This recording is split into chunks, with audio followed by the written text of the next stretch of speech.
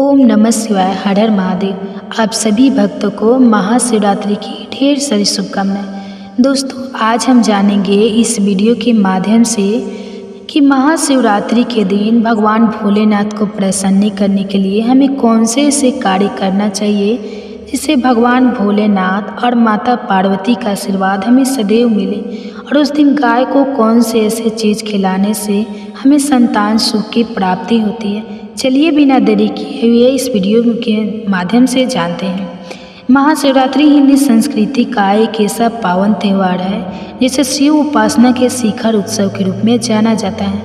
पंचांग के अनुसार यह पर्व फाल्गुन मास के कृष्ण पक्ष की चतुर्दशी तिथि को मनाया जाता है। ग्रेगोरियल कैलेंडर के आधार पर देखा जाए तो वर्ष 2025 में महाशिवरात्रि का आयोजन प्रायः 26 फरवरी 2025 बुधवार को संपन्न होगा। यदि किसी भी तिथि की पुष्टि को लेकर अलग अलग क्षेत्रों में पंचांगीय भेद हो सकता है, परंतु सामान्यतः इसी दिन शिवरात्रि मनाई जाएगी। प्रातःकाल से देर रात तक इस दिन श्रद्धालुओं का सैलाब मंदिरों में उमड़ता है, जहां भगवान शिव का रुद्राभिषेक, रात्रि जागरण, भजन कीर्तन और विविध अनुष्ठान होते हैं। इस पर्व में शिव की महिमा का गुणगान, शिवलिंग पर जल, दूध, दही, शहद और बेलपत्र चढ़ाकर किए जाने वाले अभिषेक और ओम नमः शिवाय मंत्र के सामूहिक जाप का विशेष महत्व माना जाता है। शिव के प्रति जन सामान्य में व्यापक सम्मान और श्रद्धा का कारण उनकी लोभ धार्मिकता है। शिव का रूप कहीं अघोर धनी है तो कहीं नटराज के भव्य रूप में उनका सार्वभौमिक नृत्य दिखाई पड़ता है। वे अत्यंत सरल हृदय होने के साथ साथ अद्वितीय महिमा वाले देवता हैं, जिनका स्वरूप आध्यात्मिक चेतना का सबसे गहन प्रतीक माना जाता है। महाशिवरात्रि वह रात है जिसमें प्रकृति और परमात्मा का संगम होता है, जहां भक्तों को अपनी साधना और भक्तों के माध्यम से शिव तत्व का बोध करने का सुगम मार्ग मिलता है। शिव स्वयं निराकार भी है और साकार भी। शिवलिंग के रूप में उनकी पूजा पूरे भारत में प्रचलित है। ऐसी मान्यता है कि शिवलिंग की प्रतिष्ठा भगवान शिव के अनादि अनंत स्वरूप का प्रतीक है, जिसे सीमाओं में बांधना संभव नहीं है। शैव मत और अन्य हिंदू परंपराओं में महाशिवरात्रि मनाए जाने के पीछे कई कथाएं प्रसिद्ध हैं। पहली मान्यता यह है कि इसी पावन रात्रि को भगवान शिव और माता पार्वती का विवाह संपन्न हुआ था। शिव ने सती के त्याग के बाद जगत के विरक्त होकर कठोर तप में लीन होने का मार्ग चुना, लेकिन पार्वती ने जन्म लेकर अत्यंत घोर तपस्या की और शिव को पति रूप में पाने का संकल्प लिया। पार्वती की निष्ठा और संपन्न से प्रसन्न होकर शिव ने उन्हें वर्ण किया और फाल्गुन कृष्ण चतुर्दशी की उस अलौकिक रात्रि में दोनों का विवाह हुआ। इसी कारण महाशिवरात्रि को शिव पार्वती के महामिलन का उत्सव भी कहा जाता है, जहाँ प्रकृति पार्वती और परम चेतना शिव का पावन सामंजस्य दिखाई पड़ता है। एक दूसरी लोकप्रिय कथा समुद्र मंथन से जुड़ी है। देवताओं और दानवों ने अमृत निकालने के लिए क्षीर सागर का मंथन किया था, जिसमें अनेक मूल्यवान रत्नों के साथ साथ भयानक हलाहल विष भी निकला। यह विष इतना प्रचंड था कि समस्त सृष्टि के विनाश का कारण बन सकता था। तब भगवान शिव ने संसार की रक्षा के लिए उस विष को अपने कंठ में धारण कर लिया, जिसके परिणाम स्वरूप उनका कंठ लीना पड़ गया और वो नीलकंठ कहलाया। इसे शिव का परोपकार और उदार हृदय का प्रमाण माना जाता है। किंवदंती है कि विष धारण करने की यह दिव्य लीला शिवरात्रि की पावन रात्रि में ही संपन्न हुई थी। अतः इस दिन को शिव की करुणा और त्याग का स्मरण करते हुए बड़े ही आदर और भक्ति से मनाया जाता है।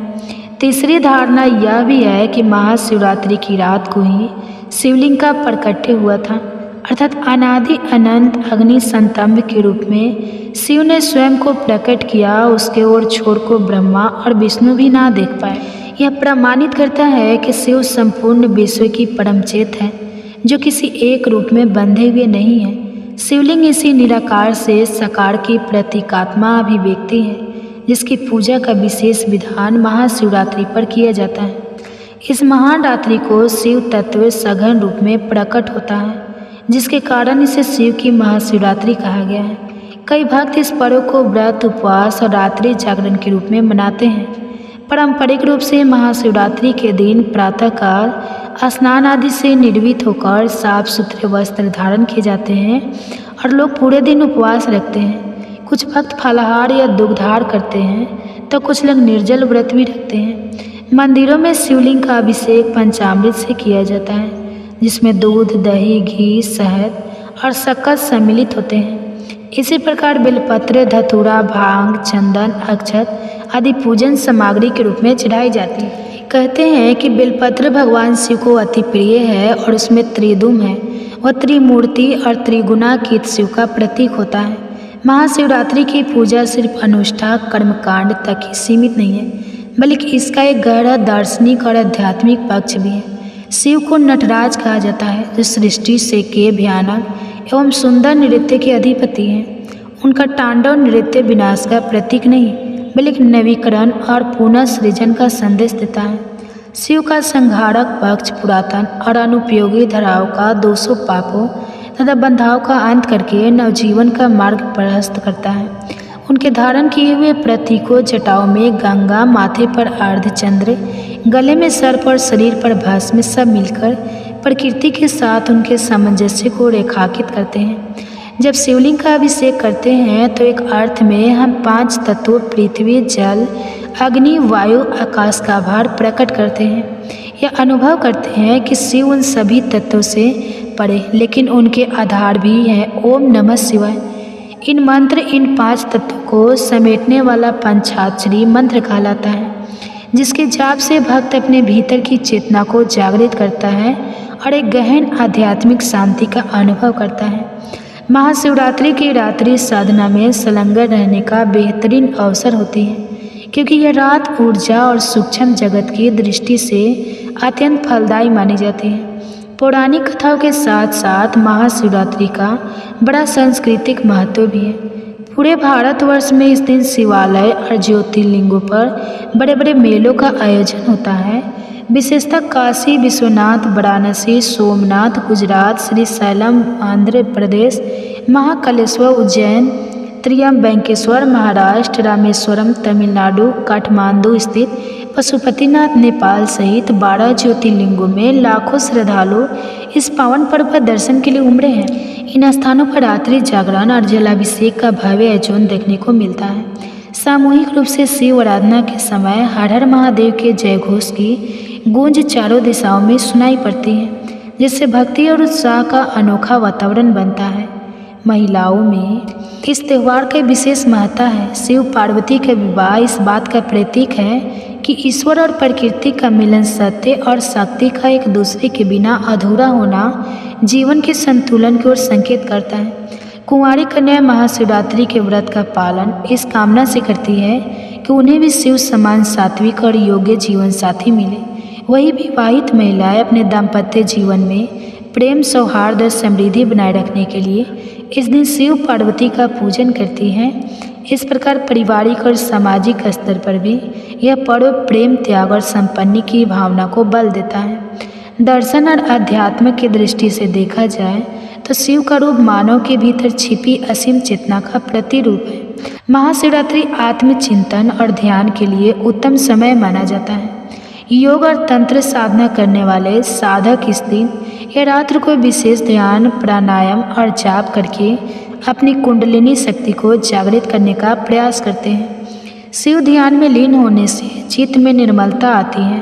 क्रोध, लोभ, मोह जैसी नकारात्मक वृत्तियाँ नियंत्रित होने लगती हैं और जीवन में एक नई ऊर्जा का संचार होता है। शिव संहार से भी जुड़े हुए हैं, परंतु उनका संहार रचनात्मक होता है। वह पुरानी और अनुपयोगी योगी संरचनाओं को तोड़कर एक नए सृजन का मार्ग तैयार करता है। समुद्र मंथन की कहानी प्रतीक है कि जीवन में जब कठिनाइयाँ आती हैं तो हमें भोगने की बजाय उनका सामना करना चाहिए। शिव की तरह विष को ना उगलना है न निकालना है, बल्कि कंठ में थाम कर उसे निष्प्रभावी करना है। आज के आधुनिक युग में अनेक प्रकार के मानसिक तनाव, प्रति सप्ताह पारिवारिक उलझने और सामाजिक चुनौतियां हमारे सामने आती हैं। शिव की उपासना या उनके आदर्श में सिखाते हैं कि हम अपनी परेशानियों से हार ना मानें, बल्कि उन्हें रोककर उनके दुष्प्रभाव से स्वयं को और दूसरे को बचाएं। इस दृष्टि से महाशिवरात्रि केवल एक धार्मिक अनुष्ठान नहीं है, बल्कि मनोवैज्ञानिक और आध्यात्मिक प्रेरणा का स्रोत भी है। भारत के अलावा विश्व के अनेक देशों में बसे हुए हिंदू और भारतीय मूल के लोग भी महाशिवरात्रि पूरी श्रद्धा से मनाते हैं। America, Britain, Canada, Mauritius, Fiji, Malaysia इत्यादि में शिव मंदिरों या हिंदू मंदिरों में इस दिन सामूहिक पूजा, रात्रि जागरण और शिव महिमा के भजनों का आयोजन होता है। भारतीय संस्कृति से जुड़े लोग चाहे जहाँ रहे, वे इस पर्व के माध्यम से अपने मूल धर्म और परंपराओं को जीवित रखते हैं। यह पर्व प्रवासी भारतीयों को न केवल अपनी जड़ों से जुड़े रखता है, बल्कि स्थानीय लोगों को भी भारतीय संस्कृति की गहराई और शिव दर्शन के परिचित कराने का माध्यम बनाता है। शिव की प्रतिष्ठा एक ऐसे देव के रूप में है जो सरलता से प्रसन्न हो जाते हैं और अपने भक्तों पर वरदान की वर्षा करते हैं, इसलिए उन्हें आशुतोष कहा जाता है। अपने भक्तों को सभी प्रकार से परिपूर्ण करने वाले शिव आस्था और आचरण के मध्य एक दृढ़ सूत्र की तरह जुड़े हैं। उनका रूप कहीं योगी का है तो कहीं गृहस्थ का।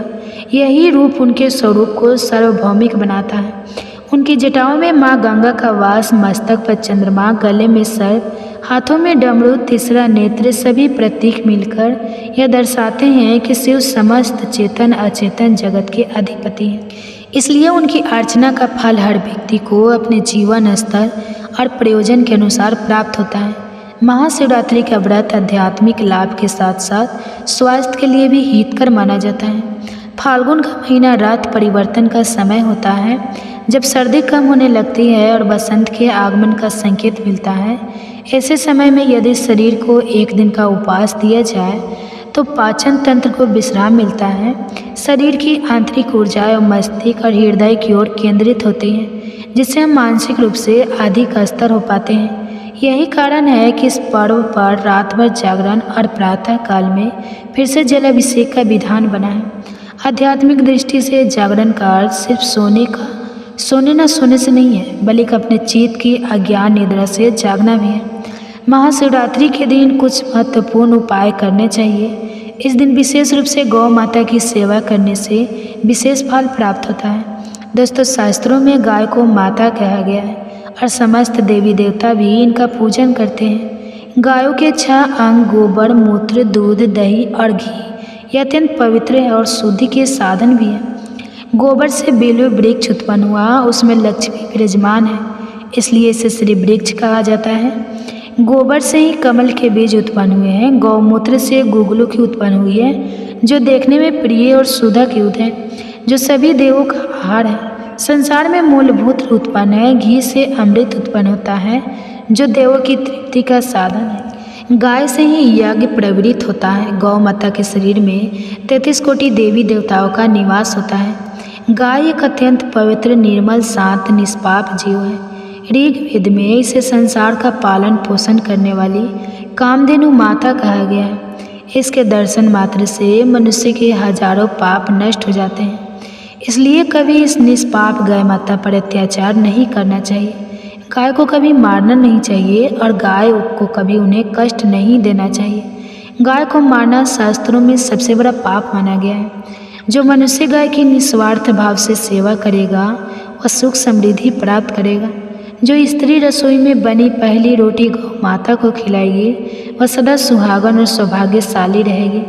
जो लोग अपने घर में गाय से प्राप्त पंचगव्य को घर में रखेगा उसके घर में भी दुख दरिद्रता नहीं आएगी। जो व्यक्ति प्रतिदिन किसी न किसी तरह से गौ माता की सेवा करता है वह सबसे अधिक पुण्यवान बन जाता है।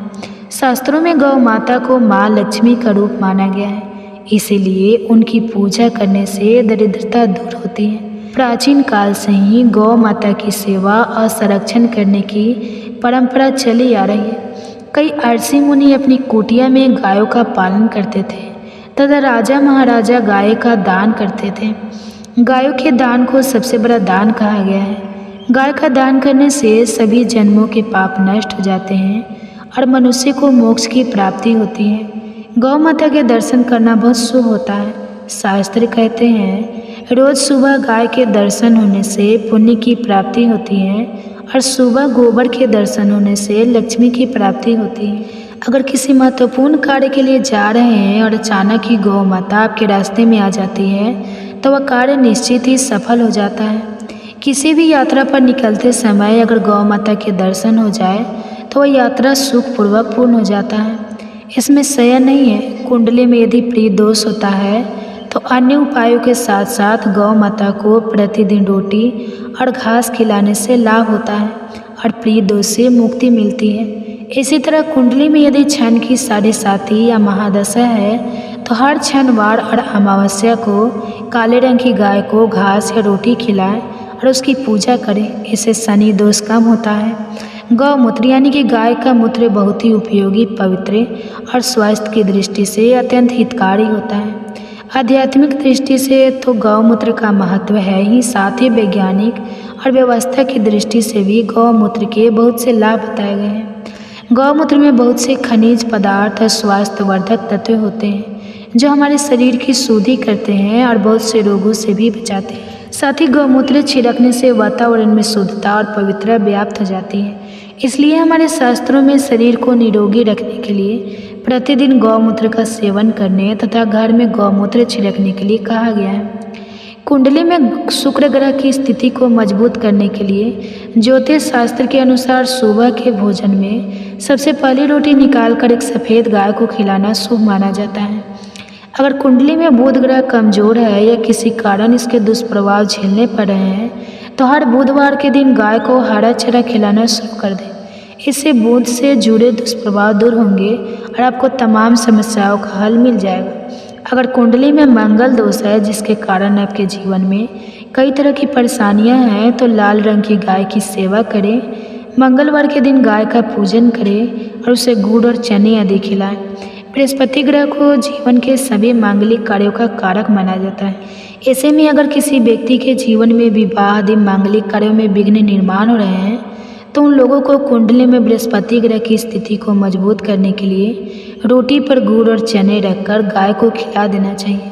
इससे शुभ परिणाम प्राप्त होते हैं। अगर घर में अशांति है, लड़ाई झगड़े होते रहते हैं तो घर में सुख शांति बनाए रखने के लिए घर के अंदर गाय के गोबर से बने उपले को जलाना चाहिए और उसका धुआं संपूर्ण घर में फैलाना चाहिए। इससे घर की नकारात्मक ऊर्जा नष्ट होती है और सकारात्मक ऊर्जा में वृद्धि होती है। गाय के दूध, दही, घी, गोबर और गौमूत्र से बनने वाले मिश्रण को पंचगव्य कहते हैं। पंचगव्य को पाप नाशक कहा जाता है और हिंदुओं की एक धार्मिक विधि प्रायश्चित करने में इसका उपयोग किया जाता है। पंचगव्य को बनाने वाली सभी वस्तुएं अत्यंत उपयोगी होती हैं जो स्वास्थ्य के लिए लाभदायक तो है ही, साथ ही औषधीय गुणों से भी भरपूर है। अगर द्वार पर गौ माता आती है तो उसे बिना रोटी खिलाए जाने मत देना, नहीं तो दुर्भाग्य का सामना करना पड़ेगा।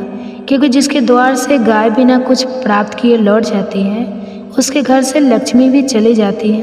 प्रत्येक स्त्री को प्रतिदिन गाय के लिए एक रोटी बनानी चाहिए और प्रेम से गौ माता को खिलानी चाहिए। इससे गौ माता का आशीर्वाद प्राप्त होता है और मन की इच्छाएं पूर्ण होती हैं। कुछ लोग गौ माता को बासी भोजन अथवा जूठन खिला देते हैं। इसे शास्त्रों में पाप माना गया है। आप किसी अन्य पशु को खिला सकते हैं लेकिन गाय को कभी जूठन नहीं खिलाना चाहिए। भूख लगने के कारण गौ माता उस अन्न को ग्रहण तो कर लेती है लेकिन उसका पाप उस व्यक्ति को लगता है जो गौ माता को ऐसा बासी भोजन खिलाता है। गाय एक शाकाहारी और पवित्र पशु है, इसलिए गाय के भोजन में कभी मांस, अंडे आदि चीज़ें नहीं डालनी चाहिए। ऐसा करने से महापाप लगता है। यदि कुंडली में चंद्र दोष है और जिसके कारण लगातार परेशानी उठानी पड़ रही है तो रोटी पर सफ़ेद मक्खन, नमक और घी लगाकर गौ माता को खिला दें। यदि छंद दोष है तो आटे में थोड़े काले तिल मिलाकर रोटी बनाकर गौ माता को खिला दें। इससे छंद दोष समाप्त होता है। मंगल दोष को दूर करने के लिए रोटी पर हल्दी लगाकर गाय को खिलाना चाहिए। अगर घर में धन की समस्याएं है तो गुरुवार के दिन गाय को केले का फल खिलाना चाहिए। इससे दरिद्रता दूर होती है। गौ माता के पीठ पर एक उभरा हुआ कुबर होता है। उस कुबर में सूर्य, केतु, नाड़ी होती है। जब भी द्वार पर गौ माता पधारे तो इस कुबर को एक बार जरूर स्पर्श करें। इससे जीवन से सभी रोगों का अंत होगा और धन संपत्ति की प्राप्ति होगी। शास्त्रों में कहा गया है जो मनुष्य तन, मन, धन से गौ माता की सेवा करता है और मृत्यु के बाद बैतरणी नदी को गौ माता की पूंछ पकड़कर पार कर लेता है। उस व्यक्ति की अकाल मृत्यु नहीं होती और उसे मोक्ष की प्राप्ति होती है। जिस व्यक्ति के भाग्य की रेखा सोई हुई है, अगर वह व्यक्ति अपनी हथेली पर गुड़ रखकर गौ माता की जीभ से चाटता है तो उसकी सोई हुई भाग्य रेखा खुल जाती है और उसका दुर्भाग्य सौभाग्य में परिवर्तित हो जाता है। उम्मीद है जानकारी पसंद आई होगी। वीडियो को लाइक जरूर करें, कमेंट में हर हर महादेव अवश्य लिखें। साथ ही चैनल को सब्सक्राइब करें ताकि ऐसे ही आध्यात्मिक जानकारी आपको प्राप्त हो। आप सभी का तहे दिल से धन्यवाद।